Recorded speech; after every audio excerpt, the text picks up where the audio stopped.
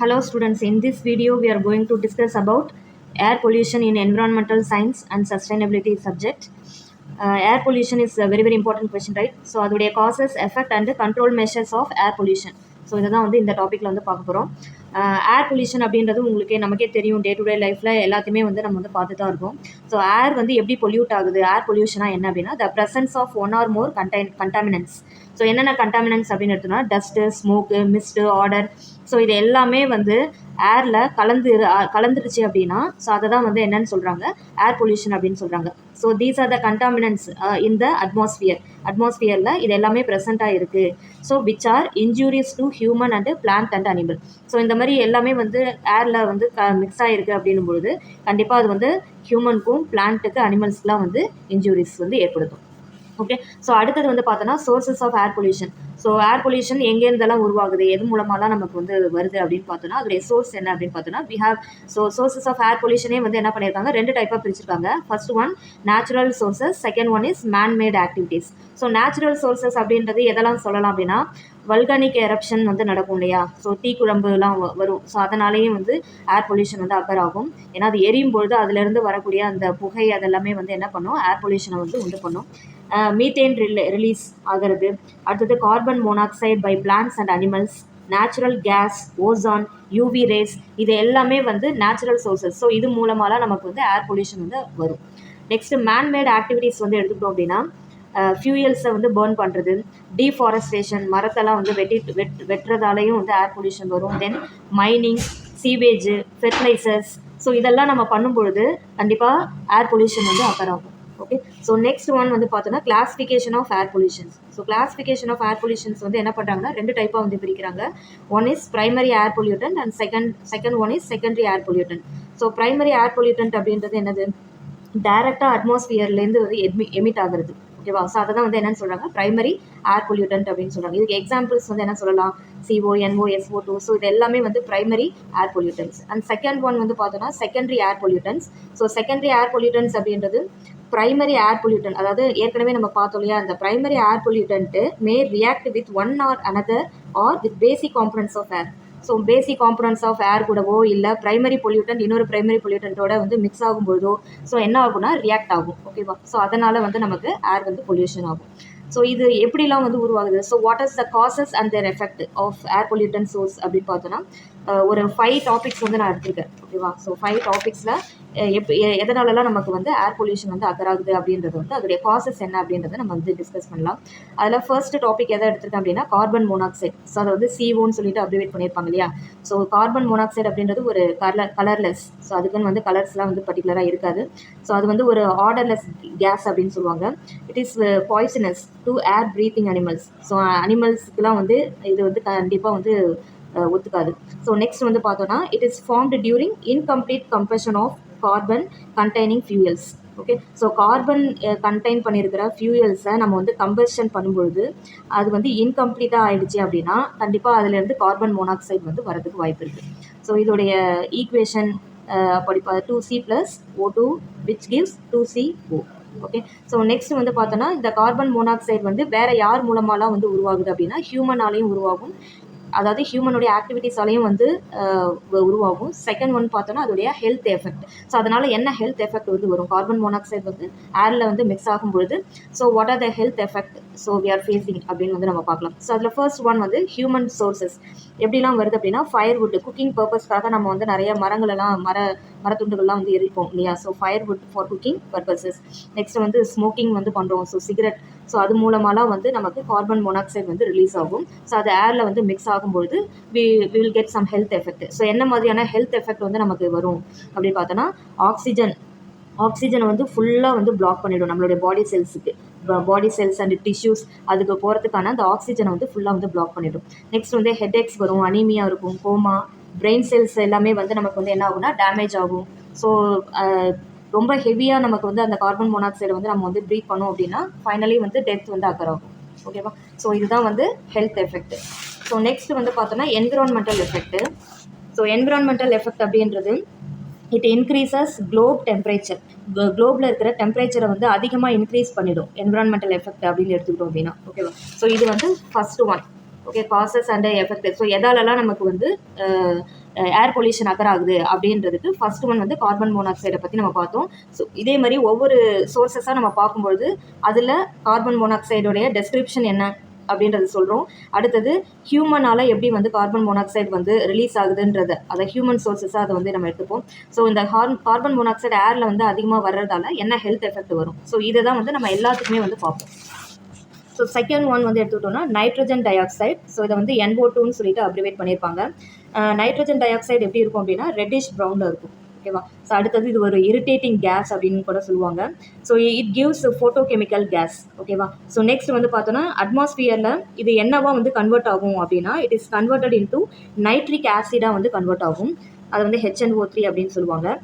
இதோட ஈக்குவேஷன் வந்து பார்த்தோன்னா NO2 ப்ளஸ் மாய்ஸ்டர் அப்படின்னா என்ன, நம்ம ஈரப்பதம். ஸோ அதோட அது கலக்கும் பொழுது நமக்கு வந்து HNO3 அதாவது நைட்ரிக் ஆசிடாக வந்து நமக்கு வந்து கன்வெர்ட் ஆகும். ஓகே. ஸோ இது வந்து என்ன ஆகும்னா ஏரில் வந்து பொல்யூட் ஆகும். ஹியூமன் சோர்ஸஸால் எப்படி வந்து NO2 வருது அப்படின்னு பார்த்தீங்கன்னா ஃபியூயல்ஸை வந்து பேர்ன் பண்ணுறதால, அதாவது மோட்டார் வெஹிக்கிள்ஸ்லாம் நிறைய யூஸ் பண்ணுறோம் இல்லையா, அதில் இருக்கிற அந்த ஃபியூயல் வந்து ஃபாசில் ஃபியூயல் வந்து பேர்ன் ஆகிறதால நமக்கு வந்து இந்த நைட்ரஜன் டை ஆக்சைடு வந்து வரும். ஸோ அது வந்து 49% வந்து வெஹிக்கிள்ஸை நம்ம யூஸ் பண்ணுறதாலவே வந்து ரிலீஸ் ஆகும். ரெண்டாவது பார்த்தோன்னா இண்டஸ்ட்ரியல். ஸோ நிறைய இண்டஸ்ட்ரீஸ், அதுவும் என்ன மாதிரி இண்டஸ்ட்ரீஸ் அப்படின்னா பவர் பிளான்ட்ஸ் இண்டஸ்ட்ரி. ஸோ அங்கேயே வந்து நமக்கு இந்த கேஸ் வந்து ரிலீஸ் ஆகும். ஸோ இதோடைய கவுண்ட் வந்து பார்த்தோன்னா 49% அளவுக்கு வந்து ரிலீஸ் பண்ணும். ஸோ இதனால் என்ன ஹெல்த் எஃபெக்ட் வந்து நமக்கு வரும் அப்படின்னா லங்ஸ் வந்து டேமேஜ் ஆகிடும். ஓகே. என்விரான்மெண்டல் எஃபெக்ட் என்ன இருக்கும் அப்படின்னா tree, soil, aquatic life in lakes. So இது எல்லாத்தையுமே வந்து டேமேஜ் பண்ணுவோம். அடுத்தது வேறு என்ன டேமேஜ் பண்ணும் அப்படின்னா பில்டிங்ஸு, ஸ்டோனால் வந்து கட்டியிருக்காங்க பில்டிங்ஸு. எக்ஸாம்பிளுக்கு வந்து பார்த்தோன்னா தாஜ்மஹால் வந்து ஃபுல்லாக ஸ்டோனால் தான் வந்து கட்டியிருப்பாங்க, மார்பிள்ஸால் கட்டியிருப்பாங்க. ஸோ அந்த மாதிரி மார்பிள்ஸு ஸ்டோனாக இருக்கிறதுனா அதையுமே வந்து என்ன பண்ணிவிடும், டேமேஜ் பண்ணிவிடும். ஸோ அதனால தான் வந்து அங்கெல்லாம் வந்து நிறைய பொல்யூஷன் வந்து அக்கர் ஆகிறதால, ஏர் பொல்யூஷன் அக்கர் ஆகிறதால அந்த ஒயிட் கலர் மார்பிளாக இருந்தது வந்து இப்போ அப்படியே லைட்டாக வந்து எல்லோ கலராக வந்து மாறிட்டுருக்கு. ஏன்னா அது எல்லாமே வந்து ஏர் பொல்யூஷனால தான். ஓகேவா. So stone on buildings, statues, monuments இது எல்லாத்தையுமே வந்து டேமேஜ் பண்ணிடும். Next fabric. ஸோ அதையும் வந்து என்ன பண்ணிவிடும், டேமேஜ் பண்ணிவிடும். ஓகேவா. ஸோ இதுதான் வந்து நைட்ரஜன் டை ஆக்சைடோடைய எஃபெக்ட். நெக்ஸ்ட் வந்து பார்த்தோன்னா third one sulphur di oxide. So sulphur di oxide அப்படின்றது SO2 அப்படின்னு சொல்லுவாங்க. இந்த சல்ஃபர் டை ஆக்சைடு வந்து எப்படி இருக்குன்னா கலர்லெஸ்ஸாக இருக்கும். நெக்ஸ்ட்டு கேஸ் வந்து பார்த்தோன்னா ரொம்ப இரிட்டேட்டிங் கேஸாக இருக்கும். இது எப்படி ஃபார்ம் ஆயிருக்கு அப்படின்னு பார்த்தோன்னா it is formed by combustion of sulphur containing fuels. Okay. Sulphur containing fuels, என்னென்ன ஃபியூயல்ஸ்லாம் வந்து சல்ஃபர் கண்டைன் பண்ணியிருக்கோ அதை வந்து நம்ம கம்பஷன் பண்ணும்பொழுது இந்த சல்ஃபர் டை ஆக்சைடு வந்து நமக்கு வந்து ஃபார்ம் ஆகும். ஓகே. ஸோ அந்த சல்ஃபர் கண்டெய்னிங் ஃபியூயல்ஸ் அப்படின்னு எடுக்கும்போது கோல்ஸ், ஆயில் அதெல்லாம் வந்து எடுத்துக்கலாம். இதை வந்து நம்ம கம்பஷன் பண்ணும்பொழுது சல்ஃபர் டை ஆக்சைடு வந்து நமக்கு ஃபார்ம் ஆகும். இன் அட்மாஸ்பியரில் அது எப்படி கன்வெர்ட் ஆகுது, எதால் கன்வெர்ட் ஆகுது அப்படின்னா சல்ஃபியூரிக் ஆசிட். ஓகேவா. ஸோ அது வந்து H2SO4 அப்படின்னு வந்து சொல்லுவாங்க. ஸோ அது வந்து major component of acid decomposition, அதாவது ஆசிட் டீபொசிஷனில் மேஜர் காம்பனண்ட்டாக இருக்குது சல்ஃபியூரிக் ஆசிட். ஓகேவா. ஸோ அட்மாஸ்பியரில் இது என்னவா, சல்ஃபர் டை ஆக்சைடு வந்து என்னவா கன்வெர்ட் ஆகுது அப்படின்னா சல்ஃபியூரிக் ஆசிடாக வந்து கன்வெர்ட் ஆகும். அதை H2SO4 அப்படின்னு சொல்லுவாங்க. ஸோ நெக்ஸ்ட் வந்து பார்த்தோன்னா ஹியூமன் சோர்ஸ், அதாவது இந்த சல்ஃபர் டை ஆக்சைடு எப்படி ரிலீஸ் ஆகுது ஹியூமனால் அப்படின்னு பார்த்தோன்னா கோல், ஏற்கனவே இங்கே சொன்ன மாதிரி கோல் இருக்கு இல்லையா, நிலக்கரி, அதை வந்து நம்ம வந்து கம்பஷன் பண்ணும்பொழுது தெர்மல் பிளான்ட்டில் வந்து கம்பஷன் பண்ணும்போது 84% வந்து ரிலீஸ் ஆகும் sulphur di oxide. So next வந்து இண்டஸ்ட்ரி ப்ராசஸ் பண்ணும்போது 10% வந்து ரிலீஸ் ஆகும். ஓகே. ஸோ இந்த சல்ஃபர் டை ஆக்சைடு ஏரில் வந்து பொல்யூட் ஆகிறதால என்ன ஹெல்த் எஃபெக்ட் வரும், ப்ரீத்திங் ப்ராப்ளம் வந்து அக்கர் ஆகும். என்விரான்மெண்டலில் என்ன எஃபெக்ட் வந்து நமக்கு வரும் அப்படின்னு பார்த்தோன்னா ரெடியூசஸ் விசிபிலிட்டி. ஓகேவா. ஸோ விசிபிலிட்டி அதாவது ஒரே புகை மண்டலமாக இருக்கும், நம்மளால் வந்து சரியாக வந்து எதையுமே வந்து பார்க்க முடியாது. ஸோ அந்த மாதிரி வந்து விசிபிலிட்டி வந்து ரெடியூஸ் பண்ணும். ஸோ நெக்ஸ்ட் வந்து damages to trees, soil, aquatic life in lake. ஓகேவா. ஸோ மரங்களை வந்து டேமேஜ் பண்ணும், சாயில்ஸ் மண்ணை வந்து டேமேஜ் பண்ணும், அக்வாட்டிக்னா நீரில் வாழற அந்த அனிமல்ஸ் அது எல்லாத்தையுமே வந்து என்ன பண்ணுன்னா டேமேஜ் பண்ணிடும். ஓகேவா. ஸோ நெக்ஸ்ட் வந்து பார்த்தோன்னா fourth one is suspended particulate matter. So இதை வந்து SPM அப்படின்னு சொல்லுவாங்க. இது வந்து என்னதுன்னா ஒரு வெரைட்டி ஆஃப் பார்ட்டிக்கல் அப்படின்னு சொல்கிறாங்க. சஸ்பெண்டட் பர்டிகுலேட் மேட்டர் அப்படின்றது ஒரு வெரைட்டி ஆஃப் பார்ட்டிக்கல். ஸோ இது வந்து ட்ராப்லெட்ஸ் அப்படின்னு வந்து சொல்லுவாங்க. ஸோ இது வந்து என்னென்னா ஒரு ரூம் டியோட்ரைசர். ஓகேவா. ஸோ அதாவது ஒரு ஷார்ட் ரேஞ்சுக்கு இந்த ஸ்மெல் வந்து நமக்கு இருந்துக்கிட்டே இருக்கும், ஏரில் வந்து இருந்துகிட்டே இருக்கும். ஒரு ஷார்ட் டு லாங் டியூரேஷன் வரைக்குமே அந்த ஸ்மெல் வந்து நமக்கு இருந்துகிட்டே இருக்கும். இது எப்படி ரிலீஸ் ஆகுது, ஹியூமன் சோர்சஸ் என்ன அப்படின்னா கோல் வந்து பேர்ன் பண்ணுறதாலையும், டீசலை வந்து பேர்ன் பண்ணுறது, அக்ரிகல்ச்சர்லையும் வந்து நமக்கு இந்த ஸ்மெல் வந்து வரும். நெக்ஸ்ட் கன்ஸ்ட்ரக்ஷன் ஒர்க் பண்ணும்பொழுது அதில் அங்கே யூஸ் பண்ணுற அந்த கெமிக்கல்ஸ், ஓகேவா. ஸோ அது எல்லாமே வந்து நமக்கு சஸ்பெண்டட் பர்டிகுலேட் மேட்டர் அப்படின்னு தான் வந்து அதை வந்து நம்ம சொல்லுவோம். இதனால் வர ஹெல்த் எஃபெக்ட் என்ன அப்படின்னு பார்த்தோன்னா நோஸ், த்ரோட் இரிட்டேஷன் இதெல்லாமே நடக்கும். ஓகே, லங் டேமேஜ் ஆகும், ஆஸ்துமா, கேன்சர், ஸோ இதெல்லாமே வரதுக்கு நிறைய வாய்ப்பு இருக்குது. ஏன்னா ஃபுல்லாக டஸ்ட் பார்ட்டிகல்ஸ் தானே, டஸ்ட்டு தானே. இப்போ கோல் வந்து நம்ம வந்து பேர்ன் பண்ணுறோம் அப்படின்னா நிறைய டஸ்ட் வரும். அது மாதிரி அக்ரிகல்ச்சர் ஒர்க்லேயும் வந்து நிறைய டஸ்ட் வந்து வரும். கன்ஸ்ட்ரக்ஷன் ஒர்க் பண்ணும்போது நிறைய டஸ்ட் வரும், ஓகேவா. டீசல் வந்து பேர்ன் பண்ணும்போது வந்து ஸ்மெல் அதிகமாக வந்து வரும். ஸோ அப்போ இது எல்லாமே என்ன மாதிரியான ஹெல்த் எஃபெக்டை நமக்கு வந்து ப்ரொடியூஸ் பண்ணும் அப்படின்னா nose, throat irritation, lung damage, asthma, cancer இது எல்லாமே நமக்கு வரும். என்விரான்மெண்டல் எஃபெக்ட் அப்படின்னு எடுத்துக்கிட்டோம்னா ட்ரீ, சாயில், அக்வாட்டிக் லைஃப் இது எல்லாத்தையுமே வந்து டேமேஜ் பண்ணிடும். ஸோ நெக்ஸ்ட் ஃபிஃப்த்து ஒன் வந்து பார்த்தோன்னா ஓசோன். ஸோ அது வந்து O3 அப்படின்னு சொல்லிட்டு அப்ரிவேட் பண்ணியிருப்பாங்க.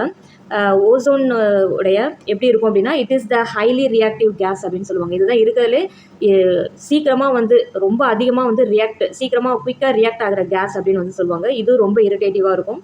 நெக்ஸ்ட் வந்து பார்த்தோன்னா ஃபார்ம்ல a major portion of the troposphere. இங்கே வந்து இது எங்கே வந்து ஃபார்ம் ஆகும் அப்படின்னா அட்மாஸ்பியரே வந்து நிறைய லேயராக வந்து பிரிச்சிருப்பாங்க இல்லையா, அதில் இந்த ட்ரோபோஸ்பியரில் தான் வந்து இது வந்து ஃபார்ம் ஆகும். ஓகே, ஸோ இப்போ இதோடைய ஹியூமன்ஸ் ரிசோர்ஸஸ் வந்து என்னென்ன அப்படின்னு பார்த்தோன்னா chemical reaction with organic compounds, ஓகேவா. ஸோ ஆர்கானிக் காம்பவுண்ட்ஸோட கெமிக்கல் ரியாக்ஷன் வந்து அக்கர் ஆகும் பொழுது நமக்கு வந்து இந்த மாதிரி வந்து ஓசோன் இது வந்து ஃபார்ம் ஆகும். ஸோ அதாவது என்னென்னா it is emitted by car industry.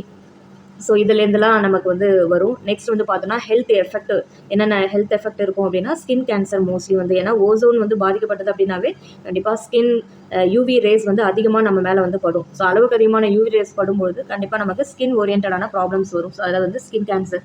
அது என்விரான்மெண்டல் எஃபெக்ட் அப்படின்னு பார்த்தோன்னா கிளைமேட் சேஞ்ச் சரியாகவே வந்து நடக்காது, ஓகேவா. ஏன்னா எப்பயுமே வந்து இந்தந்த மந்தில் இந்தந்த கிளைமேட் அப்படின்னு வந்து நம்ம ஏற்கனவே வந்து சொல்லி வச்சுருக்காங்க. ஆனால் இப்போ நமக்கு ஏர் பொல்யூஷன் அக்கர் ஆகுது, ஓசோனில் நிறைய சேஞ்சஸ் வர்றதால கண்டிப்பாக வந்து கிளைமேட் சேஞ்சஸ் வந்து நம்ம நினைக்கிற நேரத்துக்கு கிளைமேட் வந்து சேஞ்ச் ஆகாது. ஸோ அந்த மாதிரி ப்ராப்ளம் வந்து இதில் அக்கர் ஆகும். ஸோ இப்போ இந்த ஏர் பொல்யூஷன் அக்கர் ஆகிடுச்சு, இதை வந்து நம்ம வேறு எப்படிலாம் வந்து கண்ட்ரோல் பண்ணலாம். So what are the control measures of air pollution அப்படின்னு பார்த்தோன்னா ஃபஸ்ட்டு ஒன் வந்து source control. So source control அப்படின்றது என்னென்னலாம் நம்ம வந்து யூஸ் பண்ணலாம், எதெல்லாம் நம்ம அவாய்ட் பண்ணிவிட்டு என்ன மாதிரி வந்து நம்ம மாற்று வழி வந்து கண்டுபிடிக்கலாம் அப்படின்னு பார்த்தோன்னா யூஸ் பெட்ரோலியம் ப்ராடக்ட்டை வந்து யூஸ் பண்ண சொல்கிறாங்க. அதர் ஃபியூயல்ஸ் ஏதாவது இருந்தது, அதாவது லோ சல்ஃபர், ஆஷு அது கண்டெயின் பண்ணியிருக்கிற மாதிரியான ஃபியூயல்ஸு பெட்ரோலியம் ப்ராடக்ட் இருந்ததுன்னா அதை வந்து நம்ம யூஸ் பண்ணலாம். நெக்ஸ்ட்டு நம்பர் ஆஃப் வெஹிக்கிள்ஸை கண்டிப்பாக வந்து ரெடியூஸ் பண்ணியே ஆகணும், ஓகேவா. ஸோ எக்ஸப்ட் கவர்மெண்ட் ப்ரைவேட்டாக நிறைய வெஹிக்கிள்ஸ் வந்து நம்ம யூஸ் பண்ணிகிட்ருக்கோம் இல்லையா, அது எல்லாத்தையுமே ஓரளவுக்கு நம்ம ரெடியூஸ் பண்ணியிருக்கலாம். ஸோ நிறைய வந்து பீப்புள்ஸ் வந்து நடந்து போகலாம். So we can encourage people to walk, இல்லைனா பைசைக்கிள்ஸ் வந்து யூஸ் பண்ண சொல்லலாம். நெக்ஸ்ட் வந்து பார்த்தோன்னா avoid houses, restaurant, school, park இது எல்லாமே வந்து பிஸியாக இருக்கிற அந்த ஸ்ட்ரீட்டில் வந்து நாம் அவாய்ட் பண்ணிக்கலாம். பிஸியாக இருக்கிற ஒரு ஸ்ட்ரீட்டில் போய்ட்டு ஹவுஸோ, ரெஸ்டாரண்ட்டோ, ஸ்கூலோ, பார்க்கோ இதெல்லாம் வச்சோம் அப்படின்னா அங்கெல்லாம் வந்து நிறைய நம்ம வந்து அந்த இடத்துக்குலாம் வருவோம் இல்லையா. ஸோ அப்போ அந்த பிஸி ஸ்ட்ரீட்டில் கண்டிப்பாக ஏர் பொல்யூஷன் அக்கர் ஆகும். நெக்ஸ்ட் வந்து பார்த்தோன்னா ட்ரீஸ் வந்து நிறைய நம்ம வந்து பிளான் பண்ணலாம். எங்கே அப்படின்னா நிறைய நெருக்கடியான இடங்களில் நம்ம வந்து என்ன பண்ணலாம்னா we can plant the trees. So next வந்து பார்த்தோன்னா waste disposal should be outside the city. நிறைய வந்து இண்டஸ்ட்ரி எடுத்துக்கிட்டோம் இல்லை எங்கே எடுத்துக்கிட்டாலுமே வந்து நிறைய வேஸ்டேஜ் வந்து நம்ம டிஸ்போஸ் பண்ணுவோம். அது எல்லாமே வந்து நம்ம சிட்டிக்கு அவுட் சைடில் வந்து ரிலீஸ் ஆகிற மாதிரி வந்து டிஸ்போஸ் பண்ணுற மாதிரி நம்ம பார்த்துக்கணும்.